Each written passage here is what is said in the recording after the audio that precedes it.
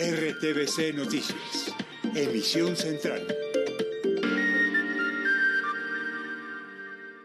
Reforma tributaria, tierras y oposición, los temas en el encuentro Petro-Uribe. Les explicamos qué se dijo. El Centro Democrático ve con buenos ojos que se compren tierras para campesinos. Piden que no estigmaticen al gobierno y que la oposición sea constructiva. Ya hay fecha para radicar el texto de la reforma tributaria. Les explicamos qué cambios hay en dividendos y bebidas azucaradas. Quemaron un camión cerca de la frontera con Venezuela un día después de la rehabilitación de Los Pasos. Estamos al lado de la gente. Acompañamos a quienes les cambió la vida con el restablecimiento binacional.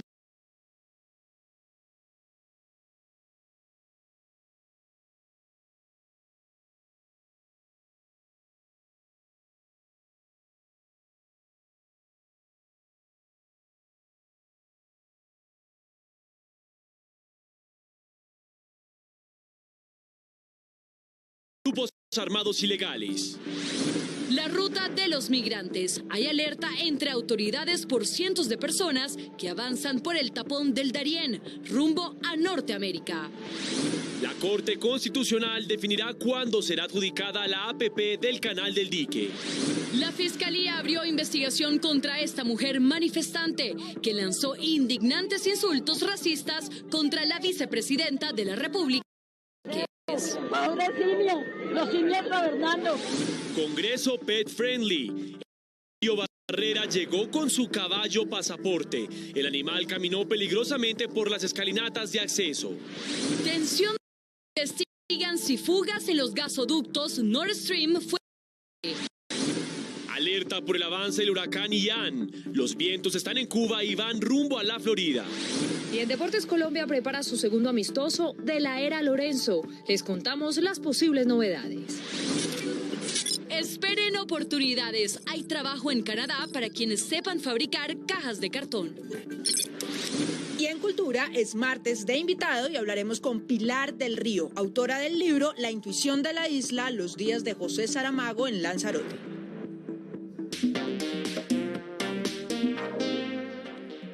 Buenas noches. El presidente de la República, Gustavo Petro, se reunió hoy con el expresidente Álvaro Uribe Vélez. Entre los temas que abordaron están dos de los debates del momento en el país: tierras y reforma tributaria.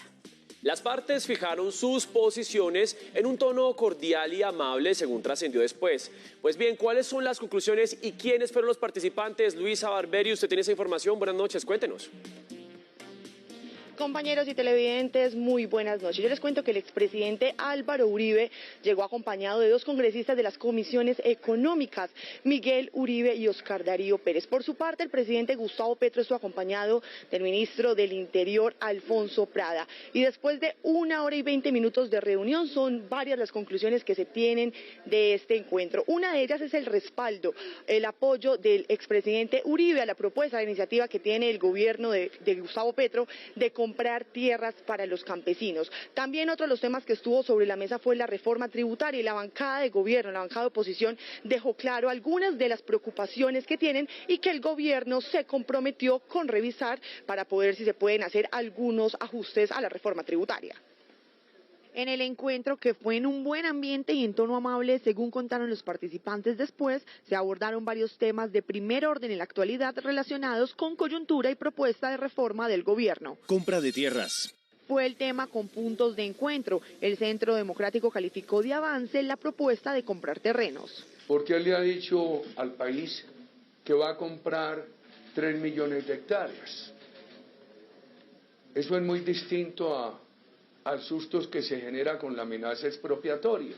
Coincidimos en que 500.000 vamos a comprar seguramente durante el próximo año o durante los próximos 2 años, y con eso vamos a poder ir midiendo el impacto que tiene la intervención del Estado a través del mecanismo. Reforma tributaria. El gobierno se muestra en contra de bajar su meta de recaudo de 25 billones anuales, pero dice que es posible revisar junto con el ministro de Hacienda otras propuestas. Renunciar a eso es renunciar al programa de gobierno. Por eso hemos sido enfáticos en mantener la voluntad del gobierno y le pedimos al Congreso que no baje los ingresos de la reforma, sino los mantenga. El Centro Democrático dice que en este tema las preocupaciones son por el monto de los dividendos, las ganancias ocasionales y el impuesto al patrimonio. Si este país sigue ese camino de crecimiento de la economía y de control de evasión, nosotros hemos dicho, el presidente Petro podría cumplir su tarea social sin reforma tributaria. Reforma a la salud.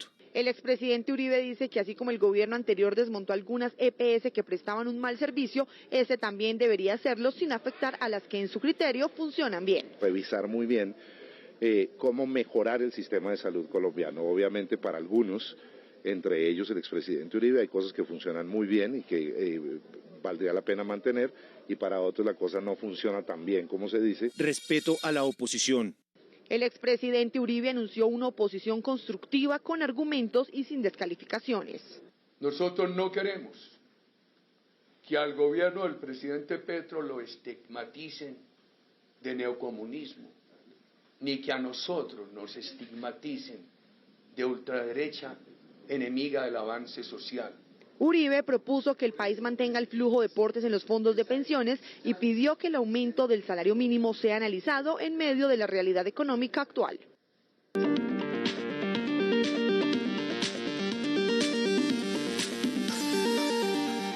El gobierno y congresistas siguen afinando detalles del texto final de la reforma tributaria. Hay cambios en impuestos a bebidas azucaradas y embutidos. La próxima semana iniciará el trámite en el Congreso de la República.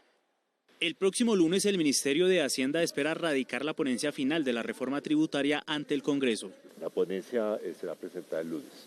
Mañana vamos a terminar el acuerdo. Congresistas y empresarios concuerdan con la pertinencia de estos diálogos previos. Hay un avance considerable de alrededor del 95% de la reforma tributaria. Y esperamos que durante esta discusión, al igual que en las discusiones de ponencia y debates con las plenarias de Cámara y Senado, se logre el mejor resultado posible para la economía colombiana. Hay algunos cambios importantes. Bebidas azucaradas y alimentos ultraprocesados. El gramaje va a ser gradual y también el impuesto va a ser gradual en ese caso. El de alimentos sí quedó aprobado tal como lo habíamos presentado.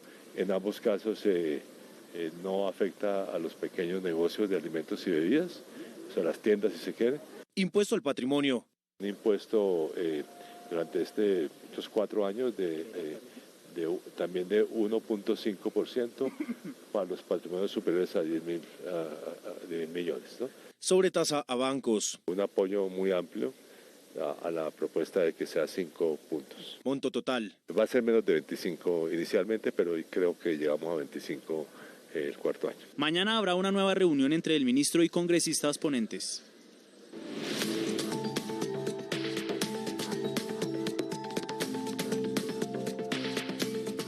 RTVC Noticias sigue en la zona de frontera donde los pasos fueron rehabilitados tras 7 años de cierre. En las últimas horas se presentaron hechos de orden público y el tránsito de peatones es intenso por los puentes. John López, nuestro enviado especial, muy buenas noches. Adelante con la información allí desde el punto de la noticia. Hola, muy buenas noches. Pues este hecho ocurrió en la vía que comunica al municipio del Zulia con el municipio de Tibú, allí en el Catatumbo, en norte de Santander, específicamente en el sector conocido como La Curva, en la vereda Aguasal. Allí el conductor de una volqueta fue obligado por hombres fuertemente armados a descender de su vehículo. Posteriormente bloquearon la vía con esta volqueta y le encendieron fuego. Al lugar llegaron integrantes de la policía de norte de Santander, además algunas unidades del ejército colombiano, quienes acordonaron la zona y posteriormente lograron garantizar el tránsito normal de los demás conductores que se movilizaban entre la ciudad de Cúcuta y el pleno corazón de El Catatumbo. Ya en lo que tiene que ver con el paso peatonal por los diferentes pasos fronterizos, quiero mostrarles a esta hora cómo está la situación aquí en el puente internacional Francisco de Paula Santander, que comunica a la ciudad de Cúcuta con el municipio de Ureña en Venezuela. Según las autoridades migratorias nos han dicho que más de 20.000 personas han atravesado este puente hoy. casi el doble de lo que normalmente pudiese verse de flujo de personas tanto de Colombia hacia Venezuela como de Venezuela hacia Colombia. En su mayoría personas que viven en Venezuela pero que trabajan en territorio colombiano y que hasta ahora regresan a sus hogares. También algunos estudiantes que finalizan sus jornadas escolares y junto con sus padres de familia regresan a sus hogares. RTVC Noticias acompañó a una mujer que después de 7 años del cierre fronterizo pudo regresar a su casa en el municipio de Ureña. Con 71 años de edad y 3 paquetes pesados, llegó Carmen Rojas al puente internacional Francisco de Paula Santander. Luego de la noticia de la apertura de la frontera, regresaba a su casa en Ureña. Decidimos acompañarla en su recorrido y nos contó que con la llegada del COVID tuvo que salir de Venezuela y refugiarse con otros familiares en Colombia. Le preocupaba enfermarse en su país. Como no se conseguía nada, ni medicamentos ni nada, pues llega uno a enfermarse y que al menos uno aquí pues tiene las cosas. Pero con la frontera cerrada, salir de su país era complicado. Cuando cerraron la frontera pues ya no había paso ni nada, tocaba pasar ahora por las trochas. Mientras cruzábamos el puente, Carmen dijo estar feliz por el paso de los camiones. Ya están pasando los carros pesados con mercancía para allá y para acá y eso es bueno, que poco a poco vaya, porque ya no se consiguen en Venezuela. Llegamos al punto de control y solo con mostrar su cédula ya estábamos del lado venezolano. Esto es un beneficio para todos, para el pueblo, para los empresarios. Como Carmen, son miles de venezolanos que hoy regresan a su país con más tranquilidad y con la esperanza de que la apertura de la frontera genere mejores oportunidades. Hablamos ahora de una de las noticias del día. La cantante colombiana Shakira irá a juicio en Barcelona por presunto fraude fiscal. La justicia española la acusa de 6 delitos contra la hacienda pública. La fecha del inicio del juicio oral aún está por definirse. Un auto de la Justicia de España, fechado el 19 de septiembre y dado a conocer hoy, reveló el acuerdo de apertura de juicio oral contra Shakira ante la Audiencia Provincial de Barcelona por presunto fraude fiscal. A finales de julio, la Fiscalía había pedido 8 años y 2 meses de cárcel y una multa de aproximadamente $23 millones para la cantautora colombiana, luego de que ella renunciara a un acuerdo para evitar ir a juicio. El ente acusador asegura que Shakira defraudó al Tesoro Público con $14 millones entre 2012 y 2014, cuando residía en la capital de Cataluña y era pareja del futbolista Gerard Piqué. Según la Fiscalía, Shakira, quien apareció en los papeles de Pandora por evasión de impuestos en paraísos fiscales, aprovechó un entramado societario para no pagar impuestos en España. Esto pese a que habría residido durante más de los 183 días al año que estipula la ley. A pesar de que la cantante ya pagó la cantidad que la Agencia Tributaria de España le exigía, más otros $2,8 millones en intereses, esto no le impedirá tener que sentarse en el banquillo de los acusados. La defensa de Shakira dijo hoy que la apertura del juicio oral es un paso más en cualquier proceso de estas características y que la situación sigue su curso normal. El tribunal no le impondrá ninguna medida cautelar hasta el día del juicio. Y es que no son días fáciles para la colombiana. Shakira no solo enfrenta el juicio por fraude fiscal, sino la separación de su pareja, la lucha por la custodia de sus hijos y la enfermedad de su padre. En la vida no es precisamente un camino de rosas. En esta entrevista con la revista española Elle, Shakira confesó que puso su carrera artística en segundo plano para dedicarse por completo a su familia. El pasado 4 de junio, la colombiana confirmó lo que la prensa ya rumoreaba. Su relación con el futbolista Gerard Piqué terminó tras 12 años y 2 hijos. Desde entonces comenzó uno de los capítulos más oscuros de su vida, como le dijo a él. Este lío judicial, que creció quizá de manera no calculada por sus abogados, ocurre al tiempo con una decisión de su exmarido de iniciar una nueva relación. Cada cual tiene que seguir su camino y pensar en su sino, en su destino, sin tener en cuenta tanto lo que piensen los demás. La separación ocurre en medio de la disputa por la custodia de sus hijos Milán y Sasha, pues Piqué quiere que se queden en Barcelona tras conocer las pretensiones de la cantante de dejar Europa. Pero no son las únicas batallas simultáneas. La salud de la persona más importante en su vida está en declive. Su héroe, mentor y mejor amigo, su padre William, sufrió 2 episodios difíciles de salud. Estuvo en Barcelona y se enteró de la crisis familiar. Días después se cayó y tuvo un hematoma subdural, así que tuvo que ser sometido a una cirugía cerebral. Una semana después se cayó de nuevo y se rompió varios huesos de la cara. Como por ejemplo mi padre con 91 años que ya ha cumplido, reacciona con la música y cómo se nutre de ella, ¿no? A esa edad.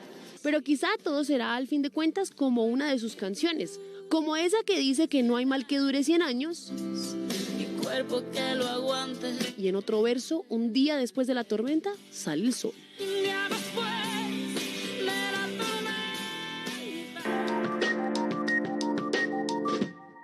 Continúa el desplazamiento masivo en San Miguel Chocó por combates entre grupos armados ilegales. El ejército realiza operativos en la zona. Más de 900 personas abandonaron sus viviendas. Este es un informe de Karina Prado, periodista de la Radio Nacional de Colombia.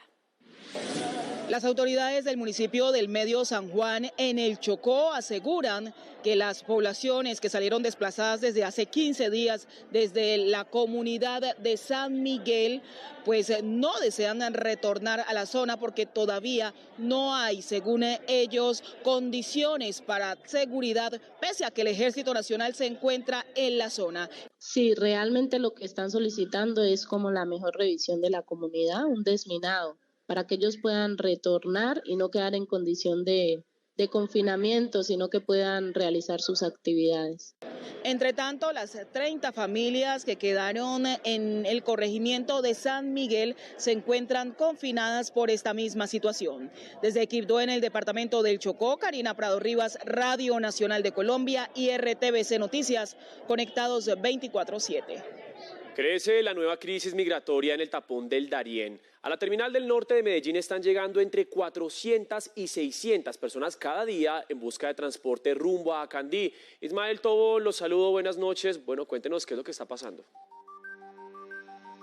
Mateo, televidentes, muy buenas noches. Son muchos los sueños, las ilusiones que acompañan a cada migrante que sale día a día desde la terminal del norte en Medellín hacia el municipio de Necoclí para posteriormente cruzar el tapón del Darién. A pesar de la gran peligrosidad, del peligro inminente que tienen los extranjeros para cruzar en esta zona de la frontera entre Colombia y Panamá, es más la valentía la que ellos asumen para poder cumplir ese gran sueño americano. Brian Méndez lleva en su maleta muchos sueños para Estados Unidos. Sabe muy bien a lo que se va a enfrentar cuando pise la selva del Darién. Por su mente solo existe un pensamiento. Que tengo que agregar la que más vamos a hacer porque es un futuro para uno, pensando en el futuro, en la familia de uno, lo que uno tiene que llegar a hacer allá. Trabajar y echarle pichón. Tiene claro que para cumplir el sueño americano tendrá que caminar miles y miles de kilómetros hasta la frontera entre Colombia y Panamá. No va a ser fácil porque no es fácil pasar eso caminando. Son como 25 días caminando más o menos. Es el nuevo fenómeno migratorio de venezolanos sobre el que alerta la Personería de Medellín, de donde al día salen centenares de extranjeros de la terminal del norte hacia Necoclí. Hemos estado realizando sensibilizaciones, campañas para concientizar a las personas de los riesgos que corren en la travesía. Según la Defensoría del Pueblo, 134.000 migrantes han cruzado a Panamá durante este año. Esa cifra ya superó la del 2021. Hay polémica en el Catatumbo, zona fronteriza con Venezuela, porque un día después de la reapertura, las disidencias de las FARC salieron a las calles a entregarle flores a las mujeres. ¿Cómo es eso, John López? Usted adelante con más información. Sí, mire, pues este hecho generó mucha polémica allí en el municipio de Tibú, en pleno corazón de El Catatumbo, luego de ver a diferentes hombres fuertemente armados recorrer las calles, recorrer el comercio y entregar flores a las mujeres, según nos han manifestado algunos habitantes de este municipio, por celebrar el mes del amor y la amistad. Al respecto de la situación que ocurrió allí en el municipio de Tibú, la policía de Norte de Santander ha dicho que podrían tratarse de integrantes del Frente 33 de las disidencias de las FARC. En el sector de Barrio Largo, jurisdicción del municipio de Tibú, quienes entregaron a la comunidad obsequios con el fin de generar un acercamiento y reclutar de forma muy engañosa a los niños, niñas y adolescentes. Rechazamos de manera vehemente estos actos que vulneran los derechos fundamentales de los menores. Muy bien, volvemos a hablar del tema de la apertura de la frontera. Hoy, el defensor del pueblo estuvo recorriendo los pasos fronterizos, tanto en el Puente Internacional Simón Bolívar como en el Puente Internacional Francisco de Paula Santander. En medio de su recorrido, alertó a las autoridades sobre la posible vulneración de derechos humanos, sobre todo en la población infantil. Es doloroso el drama de los cientos de niños venezolanos que a diario cruzan las trochas para llegar a Colombia en busca de oportunidades. RTVC Noticias, con el especial Migración, Historias en Pequeñas Voces, reveló testimonios impactantes de menores de edad que migraron sin sus padres y resultaron abusados o víctimas de explotación sexual. Si no te acuestas con ellos, capaz que te maten, no te violen a juro, y si no quieres, por eso es que no me gusta este trabajo. Eso es peligroso y eso es feo, no se puede hasta morir con una infección de eso. La cuarta parte de los migrantes que llegan al país son menores de edad y la mayoría se enfrenta a esos riesgos. Empecé a trabajar haciendo rato, me van a buscar en un carro, en lo que sea, en una moto, me llevan y me vuelven a traer. Por toda la noche son 100 pesos y por un rato son 25. Tras la reapertura en la frontera, dice el defensor del pueblo, hay que seguir vigilantes respecto a lo que ocurre debajo de los puentes fronterizos. La trata de personas o la explotación sexual comercial de niños, niñas y adolescentes que hemos venido denunciando junto con la cooperación internacional. Pidió el defensor definir con urgencia la situación de 1.200 menores de edad venezolanos que están bajo la protección del ICBF porque les vulneraron sus derechos. Para que los menores de edad no permanezcan indefinidamente en hogares de pasos o instituciones de protección y se pueda adelantar la reunificación familiar correspondiente. La Defensoría tiene alerta temprana en 16 municipios y 4 áreas no municipalizadas en las zonas de frontera con Venezuela. Uno de los sectores que está muy expectante por la apertura de la frontera son los gremios económicos y el sector del comercio. Aquí en la zona del Escobal, que le da acceso al puente internacional Francisco de Paula Santander, los comerciantes de la zona han dicho que esperan que en pocos días sus ingresos puedan mejorar. En este sector es habitual ver a vendedores de alimentos, algunos que ofrecen servicios de telefonía celular, pero sobre todo el gremio de los transportadores están muy esperanzados de lo que pueda ocurrir en los próximos días. El comercio en el sector del Escobal, en Cúcuta, donde está ubicado el puente Francisco de Paula Santander, amaneció con optimismo por el aumento en el flujo de personas. Hay que esperar que poco a poco se vaya acomodando tanto allá como acá. Los transportadores tienen la esperanza que la apertura les genere mayores ingresos con el pasar de los días. Esa es la esperanza de que al pasar los días haya ya un movimiento más, ¿sí? Esa es la esperanza de nosotros como taxistas de aquí del Escobal. Algunos creen que los más beneficiados serán los grandes comercios. Dicen incluso que los alimentos han comenzado a subir de precio. Nosotros como colombianos, acá y en Cúcuta, el producto cada día subiendo y los productos están escaseando acá en la parte norte de Santander. Las ventas de alimentos, el transporte público y los servicios de telefonía móvil son los que presentan un mayor movimiento económico en la zona. Miren, las autoridades han entregado algunos horarios que han sido establecidos para el tránsito por este paso internacional. Uno de ellos, el de las personas que van a transitar a pie, lo pueden hacer entre las 6 de la mañana y las 7 de la noche. Los vehículos de carga están autorizados para pasar entre las 10 de la mañana y las 5 de la tarde. Compañeros, esta es toda la información por el momento en este cubrimiento especial de RTVC Noticias en la apertura de la frontera. Desde el puente internacional Francisco de Paula, Santander, John López, RTVC Noticias, conectados 24/7. John, a usted gracias por este cubrimiento. Continuamos porque el gobierno de Venezuela le solicitó a la aerolínea Wingo suspender el reinicio de sus operaciones aéreas en ese país, que recordemos estaban programadas para el próximo 4 de octubre. La compañía detalló que la solicitud de la suspensión es temporal mientras se resuelven asuntos entre los gobiernos de Colombia y Venezuela sobre las aerolíneas autorizadas para volar.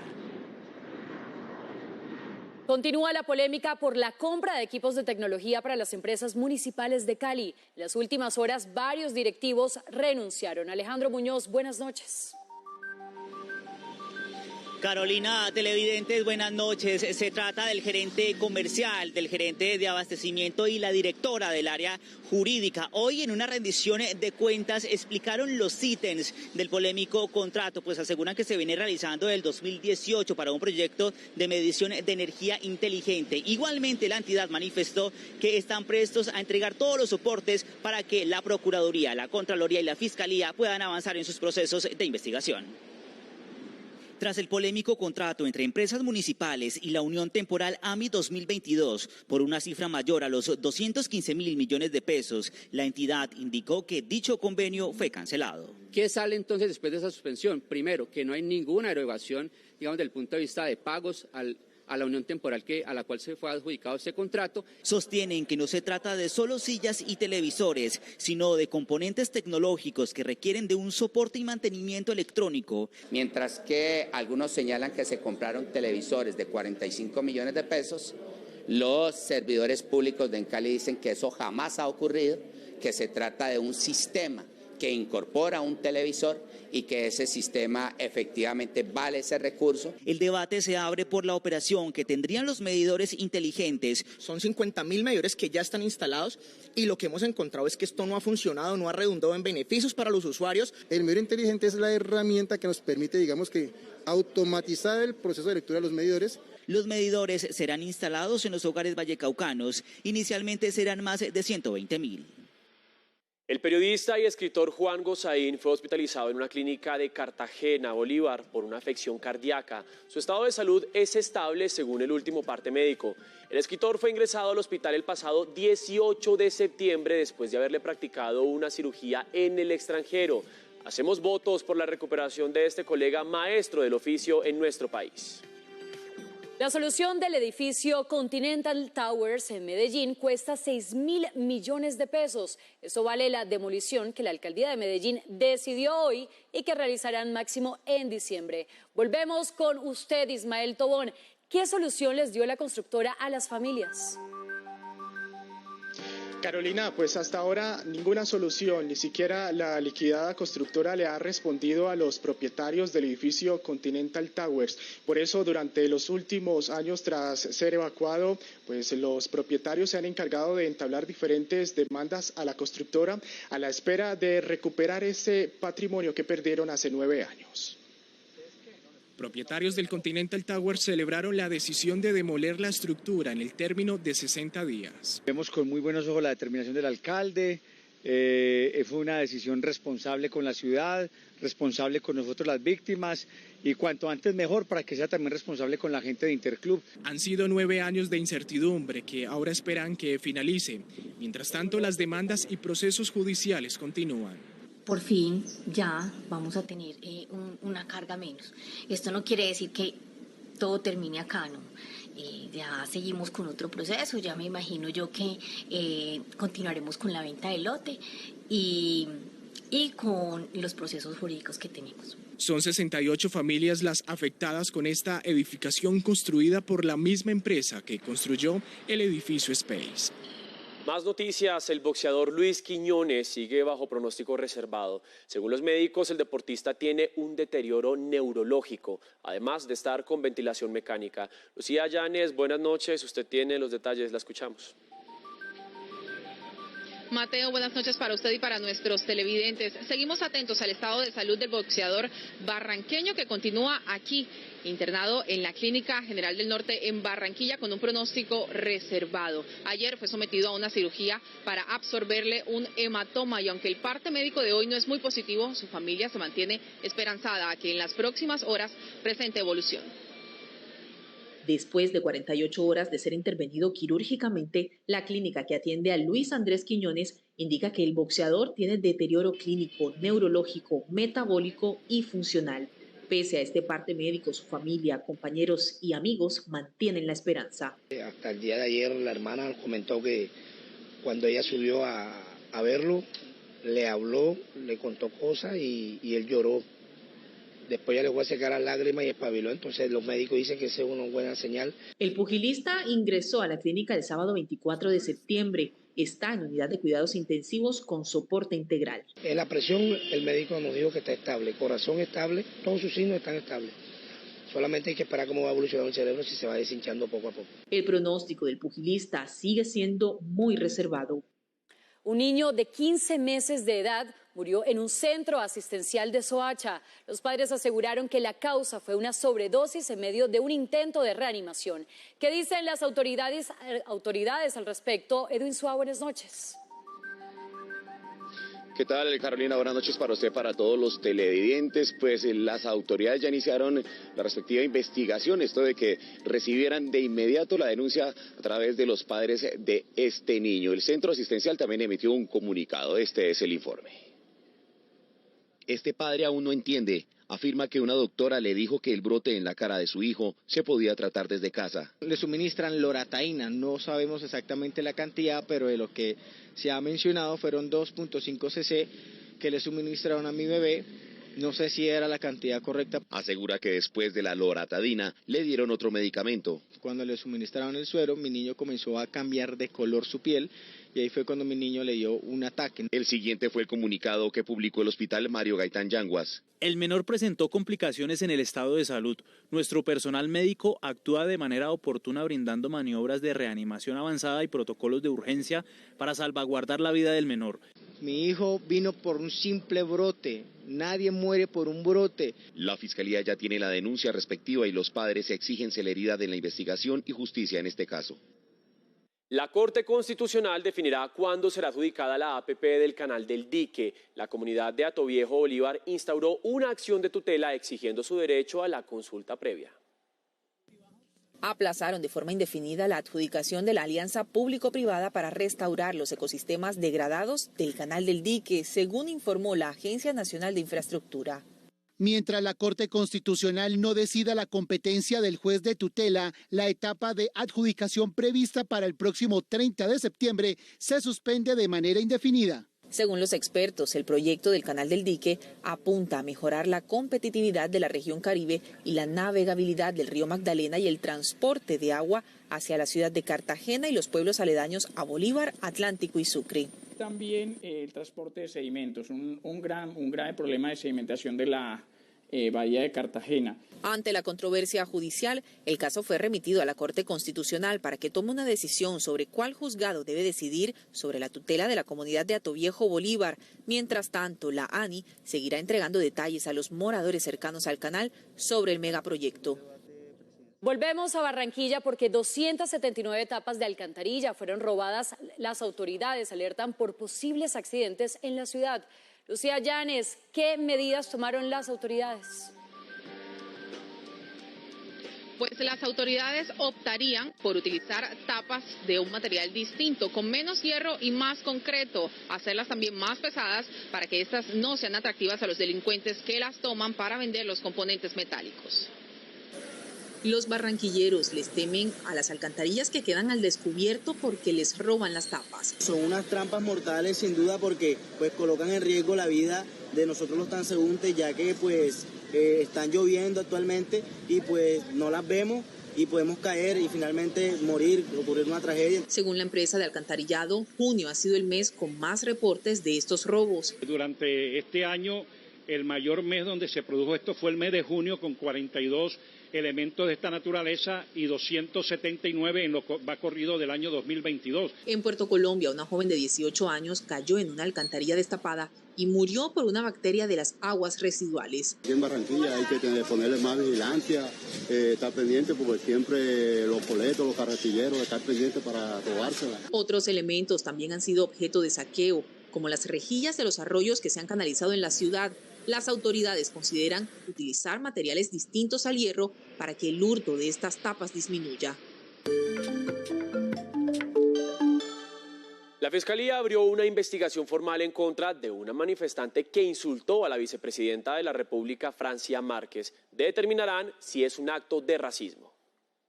Con este video las autoridades tratan de establecer la identidad de esta señora que participó de la jornada de manifestaciones del día de ayer. En varios momentos de la manifestación realizó toda clase de comentarios racistas referente al papel de Francia Márquez en la presidencia de la República. Ay, pobrecito, y el simio ese que porque puso 1 millón de votos se considera la berraca del paseo. Pobre simio, los simios gobernando. Cuando dices simio, ¿a quién te refieres? A Francia Márquez. Por estos hechos, la Fiscalía informó que la Unidad Delegada de Seguridad Territorial y la Dirección de Derechos Humanos abrieron formalmente una investigación. El racismo lastima a quienes lo padecemos, pero sobre todo pone en evidencia la necesidad de trabajar por la igualdad en Colombia.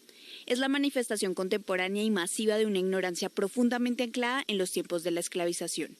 Por su parte, el director de la Policía Nacional, general Henry Zanabria, reveló un cartel de la policía en el que se pide información sobre la misma persona. Nadie puede alentar el odio. La discriminación no puede ser la bandera que encienda la llama de la solidaridad. La exculpación como forma de resarcir el daño causado es un camino hacia la paz. Esta no es la primera vez que la vicepresidenta es víctima de este tipo de agresiones, que en el pasado llegaron hasta las instancias judiciales. La senadora Piedad Córdoba presentó una nueva incapacidad médica en el Congreso de la República. Estará ausente por problemas de salud hasta el próximo 26 de octubre. Se tenía previsto que la legisladora del Pacto Histórico reapareciera este martes 27 de septiembre en la sesión de la Comisión Séptima y en la plenaria. Por otra parte, la Corte Suprema de Justicia abrió investigación contra la congresista por el Partido Verde, Catherine Jubinao. Un contrato que ella firmó con la Gobernación del Magdalena hace 2 años es la causa de la denuncia que instauró el exdirector del CTI, Julián Quintana. La investigación se debe a posibles irregularidades en un contrato de la hoy representante de la Cámara por el Partido Verde, Catherine Jubinao, con la Gobernación del Magdalena en el 2020 por 60 millones de pesos. El objetivo del contrato era brindar asesorías en temas de comunicación estratégica y relacionamiento con medios de comunicación. Una denuncia del abogado y exdirector del CTI, Julián Quintana, cuestiona a la congresista. El señor Ape Cuello, ahora aliado con el abogado Julián Quintana, reciclan un proceso de una denuncia que el mismo señor Quintana se inventó hace 2 años por un contrato de prestación de servicios absolutamente normal, idóneo, que ejecuté a cabalidad, con probidad, cuyos informes de gestión son públicos. El magistrado Marco Antonio Rueda de la Sala de Instrucción de la Corte Suprema escuchará en versión libre a Catherine Jubinao el próximo 24 de octubre, mientras que el abogado Julián Quintana asistirá a diligencia el 4 del mismo mes. La Corte Suprema de Justicia tenía previsto escuchar en versión libre a Rodolfo Hernández por el supuesto nombramiento irregular de una funcionaria cuando fue alcalde de Bucaramanga. Sin embargo, el senador no se presentó debido a que su abogado está fuera del país en el proceso que se adelanta por corrupción en contratación pública relacionado con el caso Vitalogic. El alto tribunal citó a Rodolfo Hernández para el 9 de noviembre y ordenó la designación de un fiscal delegado ante la Corte para que asuma la audiencia de juzgamiento. Y el senador Alex Flores del Pacto Histórico regresó al Congreso de la República. Dijo que está en tratamiento por la adicción que padece. 24 días después, el senador Alex Flores regresó al Congreso de la República. Dijo que está en un tratamiento para dejar el trago, que incluye acompañamiento psicológico. Por el contrario, este es el momento para trabajar con más fuerza y ahínco, que quiero enviarle un mensaje a las personas que están pasando por situaciones similares y decirles no renuncien a sus sueños, no renuncien a los esfuerzos que han realizado. El pasado 2 de septiembre protagonizó este escándalo en la ciudad de Cartagena. ¡Cobarde! Pégame para que vea usted. Pégame para que vea usted. Pégame para que vea que lo capturo. Pégame. Flores, en su intervención en la Comisión Sexta de Senado, pidió perdón por su acto. Unas disculpas a cada uno de mis compañeros, miembros de esta comisión, por los hechos que acontecieron. El congresista aseguró que seguirá trabajando por el país y buscará implementar una cátedra de igualdad en los colegios. El senador Alirio Barrera llegó al Congreso de la República montado en su caballo, luego de la autorización del presidente del Senado, Roy Barreras, de permitir el ingreso de mascotas al legislativo. Hay polémica porque el animal quedó en riesgo en el lugar no apto para su especie. No es el viejo oeste. Rompiendo todos los protocolos de seguridad del Congreso, el senador Alirio Barrera llegó al Capitolio Nacional montado en lo que para él es su mascota, Pasaporte, un caballo de cuarto de milla. Y es decirle a Colombia que hay partes donde este es el medio de transporte, este es el medio de carga, este es el medio de pasatiempo, todas estas cosas, un caballo, una mula, un burro, un buey. El presidente del Senado dio la autorización de poder ingresar con mascotas al Congreso, pero no contaban con que Barrera, Alirio, interpretará así el permiso de Barreras, Roy. Le agradezco al presidente Roy Barreras que nos dio la oportunidad de hacerlo y pues espero que me dejen entrar mi mascota así como dejan entrar las otras. Para la senadora Angélica Lozano, el acto es un corcoveo a la autorización. Y entonces aquí los congresistas para sacar pantalla trayendo animales, eso es ridículo, eso no es serio. Al final, el caballo no alcanzó la meta de entrar al Congreso. Afortunadamente no resbaló en las gradas de piedra y regresó en tierra derecha entre cientos de personas que no le miraron el colmillo a la anécdota regalada. Un vendaval dejó una mujer muerta y 2 personas heridas en Puerto Nare, Antioquia. Más de 160 familias de 4 barrios resultaron damnificadas. Panorama nacional aquí en RTVC Noticias. Campesinos de Molagavita, Santander, continúan afectados tras la fuerte granizada que se presentó el sábado en horas de la tarde. Según las autoridades, el clima no es favorable, pues aunque en horas de la mañana se presenta un sol, no es el suficiente para derretir el hielo que cayó sobre los cultivos de los campesinos de frijol, plátano y maíz. A esta situación se le suma que en horas de la tarde están cayendo lluvias torrenciales. Las intensas lluvias que han caído en este municipio han provocado el desbordamiento de cuerpos de agua como el caño Las Oscuras, cuya corriente provocó la inundación en cerca del 90% de la población del corregimiento de San Cayetano. En lo que va corrido de este año, producto de las lluvias, han resultado más de 159.000 personas afectadas, más de 53.000 damnificados. Asimismo, 409 viviendas han colapsado totalmente.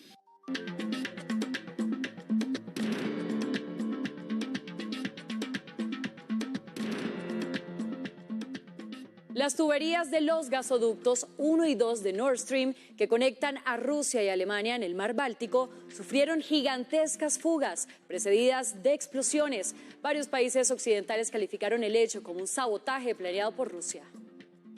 Las 3 grandes fugas identificadas desde el lunes cerca de la isla danesa de Bornholm son visibles desde la superficie y causaron burbujas de hasta 1 kilómetro de diámetro, según información del ejército danés. La Red Nacional Sísmica de Suecia registró 2 liberaciones masivas de energía.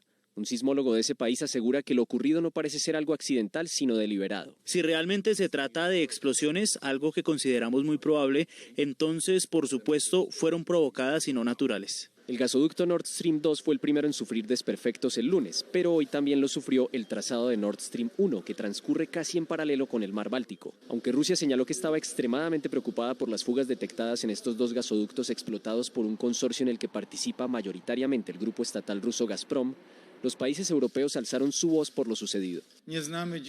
Todavía no conocemos los detalles de lo sucedido, pero vemos claramente que se trata de un acto de sabotaje. Estados Unidos dijo estar listo para ayudar a los aliados europeos en la seguridad energética después de lo ocurrido y que seguirá de cerca las investigaciones para determinar si fue un ataque o algún tipo de sabotaje. Los referendos de anexión a Rusia de 4 regiones del sur y el oriente de Ucrania entraron en su etapa final. Una aplastante mayoría de los participantes votó a favor. La OTAN ha calificado este ejercicio electoral como una farsa. Aunque similares y todas tengan que ver con Ucrania, cada una de estas filas atiende a realidades y objetivos diferentes. Estas, a su interior, en Kharkov, son para recibir alimentos. La guerra arrebata estabilidad, pero las necesidades apremian. Donetsk y Lugansk, Jersón y Zaporilla, entre el este y el sur, así culminaron las consultas de anexión a Rusia, que no solo dice que el sí se impone como voluntad, aun cuando Occidente descalifica el proceso como carente de democracia. Habría consecuencias para todas las personas que participan en los referendos ilegales e ilegítimos. Sino que a través de la voz del Kremlin asegura un cambio radical desde el punto de vista jurídico internacional y con las consecuencias correspondientes para proteger y asegurar esas 4 regiones. Salvar a la gente de los territorios donde se lleva a cabo este referéndum está en el foco principal de atención de nuestra sociedad y país. Las otras filas ocurren fuera. Así se acumulan los reservistas rusos en centros de entrenamiento prestos a engrosar las líneas de batalla. Quienes protestan por ello logran eco fuera de suelo ruso. Estamos profundamente perturbados por el gran número de detenidos en Rusia por protestar ante la movilización parcial de tropas en el contexto del conflicto. Las restantes son estas: las hileras de hombres en edad militar saliendo de Rusia hacia lugares como Georgia para no ser enlistados en esta guerra, la guerra de filas de todo tipo y extensión.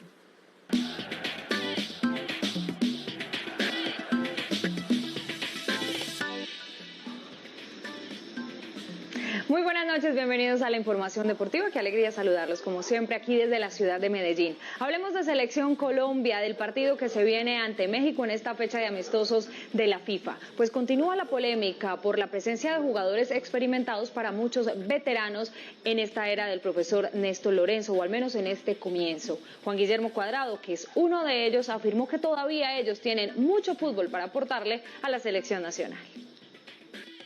El dolor de no ir al Mundial genera rechazo, y ellos lo están sintiendo. Es recordar siempre que el avión siempre despega contra el viento y no importa lo que pueda decir la gente, aunque muchas veces escuchamos, es cuánto fuertes somos nosotros para ir en contra de todo lo que dicen. Hace un llamado a perdonar, olvidar y apoyar, apelando a los recuerdos. No debemos olvidar todas las cosas buenas que tal vez hemos intentado hacer, tanto James, Falcao, Ospina, todos los que estamos acá.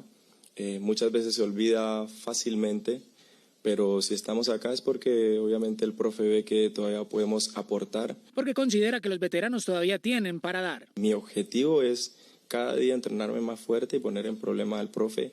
Vengan los jugadores que vengan, yo quiero trabajar el 200% porque yo también quiero estar ahí. En cuanto al partido ante México, Colombia toma el examen como una oportunidad de mejoramiento propio y no ser simplemente un sparring. El objetivo del equipo es ser protagonista. Desde el primer momento lo dijimos y lo vamos a sostener. Colombia y México se enfrentarán a las 9 de la noche en Santa Clara, Estados Unidos. Hablemos ahora de otras disciplinas deportivas, porque la selección Colombia femenina de voleibol cayó hoy en su segundo encuentro en su presentación en el Mundial de esta disciplina ante la selección de China. Pero todavía hay esperanza porque Colombia necesita 2 victorias para poderse clasificar a la siguiente ronda. Las 8 de la mañana, el viernes Argentina y el sábado a República Checa.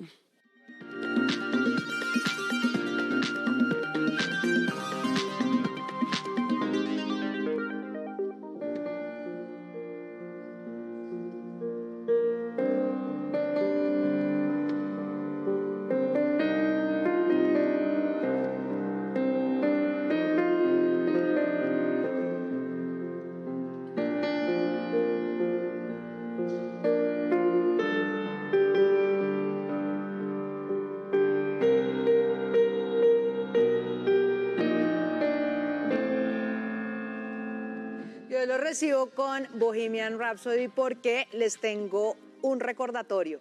Miren que cuando Queen presentó esta canción a la disquera les dijeron, no, eso está muy largo, eso no parece nada, eso no tiene nada que ver. Pues resulta que hoy el periodista, que además es músico de jazz, Ted Gioia, tiene uno de los libros de historia del jazz más importantes de Estados Unidos, nos recordó en sus redes sociales esta carta en la que The New Yorker rechazó uno de los cuentos de Gabriel García Márquez, El rastro de tu sangre en la nieve. Según dice la carta, con mucho respeto, se nota la admiración, por supuesto, le dicen que el final no es realmente conclusivo para el resto de la historia y que con mucho pesar lamentan decirle que no lo van a publicar. Un año más tarde, esto es de 1981, en el 82, Gabo se ganó el Premio Nobel de Literatura.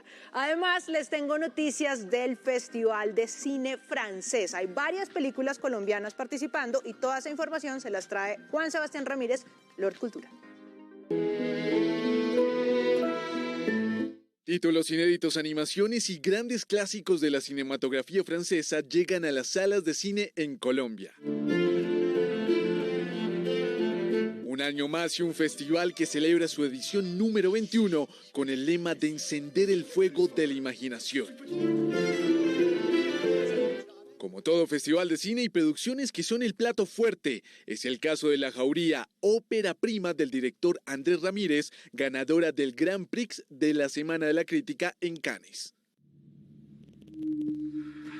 Bote todo eso negativo que hay en usted, déjelo aquí. La sección animada también llama la atención, donde destaca la película Selva Roja, la historia de Raúl Reyes, líder de las antiguas FARC, que murió en combate. Una contradicción, presentarse como un pueblo en armas y al mismo tiempo matar y secuestrar a ese mismo pueblo. O la sección especial, allí encontramos títulos como La mamá y la puta, película del director Jean Eustache grabada en 1953. Festival de cine francés que se podrá disfrutar en 15 ciudades del país hasta el 12 de octubre.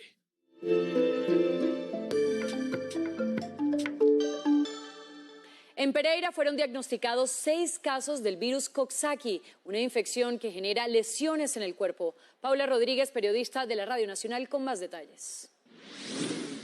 Son 5 estudiantes que presentaron erupciones cutáneas en el colegio Rafael Uribe Uribe, sede 1 de mayo en la ciudad de Pereira, donde el equipo de epidemiología inició las respectivas recomendaciones para evitar la expansión. Es una infección llamada Coxsackie. Lo que debe tenerse en cuenta es que da en boca, manos y pies. Son unas lesiones cutáneas que se deben de vigilar, pero es recomendable también para nuestros padres y cuidadores y también para nuestros docentes que conozcan que si algún niño llega con este tipo de brotes cutáneos se debe remitir nuevamente para la casa y tenerlo en casa entre 7 y 10 días. Entre las recomendaciones para enfrentar este virus está el lavado frecuente de manos con agua y jabón, limpieza y desinfección de utensilios y aislamiento en caso de presentar síntomas activos de la enfermedad como fiebre, síntomas gripales y lesiones en boca, manos y pies.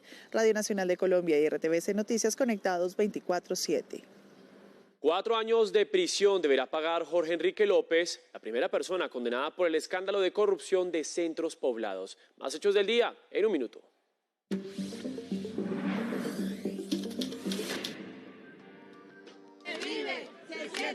Colombia está presente. La policía entregó un balance sobre las marchas y confirmaron que cerca de 70.000 personas salieron a las calles en 23 departamentos y resaltaron el buen comportamiento durante esta jornada en la que 40.000 uniformados garantizaron la seguridad.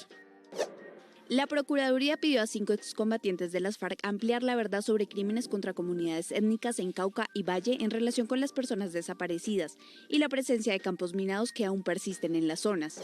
A la cárcel fue enviado un profesor de educación física señalado de abusar sexualmente a una estudiante de 12 años.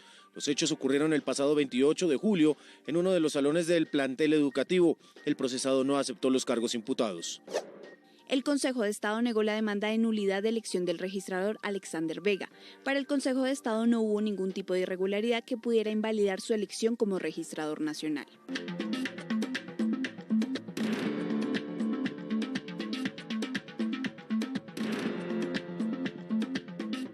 La población de América perdió 2,9 años de esperanza de vida desde 2019 debido al impacto del COVID-19. Así lo reveló en un informe regional la Organización Panamericana de la Salud. Más noticias del mundo a continuación. El huracán Ian ocasionó cuantiosos daños materiales en el occidente de Cuba con intensas lluvias y fuertes vientos. El ciclón se fortaleció al entrar en contacto con las aguas del Golfo de México y ahora sus vientos alcanzan los 195 kilómetros por hora en su camino hacia Florida, Estados Unidos, donde se declaró el estado de emergencia. La directora general de la Organización Mundial de Comercio predijo hoy una recesión mundial en un contexto de múltiples crisis en el planeta como la guerra en Ucrania, la emergencia climática, los altos precios de los alimentos y la energía y los efectos de la pandemia. Por eso instó a implementar políticas radicales para estimular el crecimiento. El gobierno de Irán se mantiene firme ante las protestas por la muerte de una mujer detenida por la policía de la moral. Según el último balance oficial, 60 personas han muerto hasta ahora. Entre tanto, siguen las muestras de apoyo en el mundo. Mujeres se cortaron el cabello en Nueva York y hubo manifestaciones a las afueras de la Embajada de Irán en Buenos Aires. Miles de japoneses y dignatarios extranjeros rindieron homenaje al ex primer ministro Shinzo Abe. El funeral de Estado generó protestas, pero también largas colas de personas que querían ofrecer flores y plegarias en memoria del político asesinado el pasado 8 de julio. Llegamos a oportunidades y atentos porque hay trabajo en Canadá para personal con experiencia en fabricación de cajas de cartón. Aquí les contamos cómo pueden aplicar. En oportunidades de trabajo en el exterior, vaya a la página ape.sena.edu.co. De clic en la pestaña Personas y seleccione Inscriba su hoja de vida, donde tendrá que diligenciar sus datos personales y seguir el paso a paso. Cuando finalice, diríjase a convocatorias de empleo en el exterior y de clic en Ontario, Canadá. Lea con atención la descripción y requisitos como tener más de 4 años de experiencia en fabricación de cajas de cartón, comprometerse con el aprendizaje del idioma francés, estar dispuesto a trabajar fines de semana a tiempo completo, entre otros. Atentos, el salario mensual es de 6.800.000 pesos colombianos con un contrato a término indefinido. Y mucho ojo, tiene plazo de aplicar hasta el 30 de septiembre. Y muy importante, recuerde que si quiere seguir informado 24/7, nos encuentra en todas nuestras redes sociales como RTVC Noticias.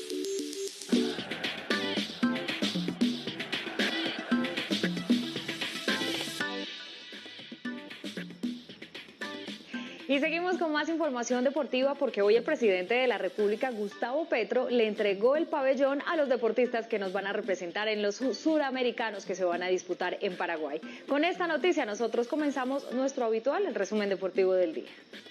El pesista Santiago Rodallegas y la patinadora Gabriela Rueda, abanderados de la delegación colombiana, recibieron de manos del presidente Gustavo Petro el pabellón nacional para su participación en las justas que se disputarán del 1 al 15 de octubre en Asunción. Espero hacer las cosas muy bien y tener un gran resultado todos mis compañeros. Esperemos que demos lo mejor. Millonarios y su técnico Alberto Gamero confirmaron que el arquero Álvaro Montero y el defensa Andrés Ginás están en la convocatoria para el partido de ida de la final de la Copa Colombia que se disputará este miércoles en Barranquilla ante Junior. Los jugadores tendrán disponibilidad de llegar luego de que concluya su participación con Colombia en esta fecha FIFA. Con este golazo de Álvaro Morata al minuto 88, España venció a la Portugal de Cristiano Ronaldo en la fecha 6 del Grupo B de la Liga de Naciones de la UEFA, logrando además la clasificación al Final Four en el que ya están Italia, Croacia y Países Bajos.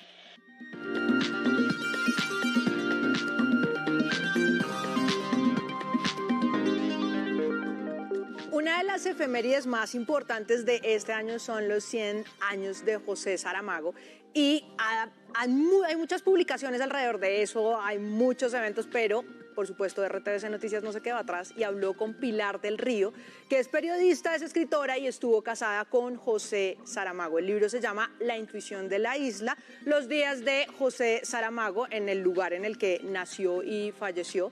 Y con ella estuvo hablando Jairo Patiño, mi querido duque de Emisión, con una entrevista que no se pueden perder.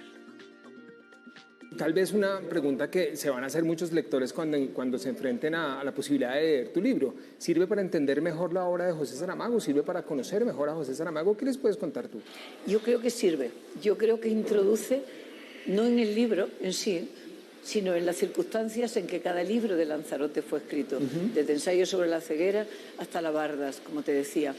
Y yo creo que sí, que quien entra y sabe que Saramago escribe Intermitencia de la muerte cuando le dicen tiene usted leucemia y su tiempo de vida está limitado, que tenemos una mosca que quiere participar, pero me parece fantástico, la mosca de la tele, es un clásico. Sí. Entonces, yo creo que sí, que explicando las circunstancias, el movimiento, el sentido de humor que tenía, la gente va a entrar como en casa conocida. Cuando entre en los libros, entrará en casa conocida. Cuando uno está leyendo el libro también se pregunta si en algún momento tú tal vez pudiste dejarlo de ver a él con ojos de periodista, porque tú eres una periodista y cuando lo leen los periodistas, eso fue una duda que me surgió. No, yo lo veía como el ser humano completo que era y como mi compañero. Pero sí es verdad que ahora me he dado cuenta que tenía notas tomadas mentalmente como periodista. ¿Por qué no nos recuerdas cómo es cuando a él le anuncian que se ha ganado el Premio Nobel de Literatura y qué es lo que pasa en ese momento? Pues que yo estoy contando cosas de la casa como periodista con Saramago dentro y el día que anuncian el Nobel Saramago no está dentro. Entonces me quedo sin objeto. Te quedas sin una primicia periodística, ¿verdad? Y entonces, no. Yo tenía ya la primicia de 24 horas antes, solo que no la comenté. Si eso es tan secreto y el Nobel de Literatura es una cosa tan supremamente mítica, ¿cómo es que tú te enteras? Porque es secreto. Y entonces la Academia Sueca sondea para ver dónde está el premio Nobel, el señor que va a ganar el Nobel, sondea dónde va a estar para comunicar con él. Entonces le pidieron al profesor, entonces no se podía decir, ahora este hombre ya está jubilado y ya se llama Amadeo Vatel y él ya lo ha reconocido. Entonces la Academia Sueca le pidieron dos cosas, que tradujera la motivación del Nobel al portugués, porque siempre se pone en sueco, en inglés y en el idioma original, y le pidieron también que viera dónde estaba Saramago y si había algún teléfono para localizarlo. Y él llamó el día antes a mi casa y yo soy periodista, sé sacar las informaciones. ¿Cuál es el libro que a ti más te gusta de José Saramago? ¿A las madres le has preguntado alguna vez qué hijo es el que más les gusta? Pero siempre tienen uno favorito, aunque guarden el secreto. Pero no lo dicen.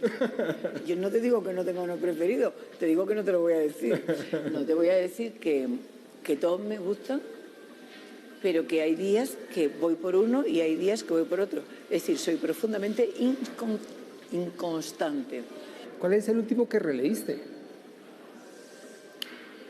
Entero, Ensayo sobre la ceguera, en la pandemia. En la pandemia. Y ahora la pregunta para la experta en la obra de Saramago, porque lo eres. No, soy traductora. ¿Cuál es el libro más importante de él desde el punto de vista estético, artístico, literario, si quieres? Eso no tengo luces para decir cuál sería el libro más completo y más perfecto, pero sí hay un libro que me parece fundamental, que es un libro que todavía da un poco de miedo enfrentarse a él, que hay ciertos reparos. Es el Evangelio según Jesucristo. Todavía enfrentarse al factor Dios y ver qué significa en nuestra vida, a la gente le da reparo, como si estuviéramos todavía en la Edad Media y Dios nos fuera a castigar o la Inquisición. Pilar, gracias por aceptar esta entrevista. Gracias a ti por las preguntas y gracias a La Mosca por habernos abandonado. La Mosca que nos abandonó y gracias por tu libro y de nuevo invitados a leer La Intuición de la Isla, porque de verdad es un anecdotario fantástico de José Saramago. Muchas gracias. Bueno, y con esta gran entrevista cultural, pues despedimos RTVC Noticias, emisión de la noche. Con libros, vea usted, siempre terminamos con algo que nos enseña Laura y también pues hoy nuestro jefe de emisión. A ustedes, queridos televidentes, gracias por acompañarnos. Nos vemos mañana al mediodía y de nuevo a las 7 de la noche.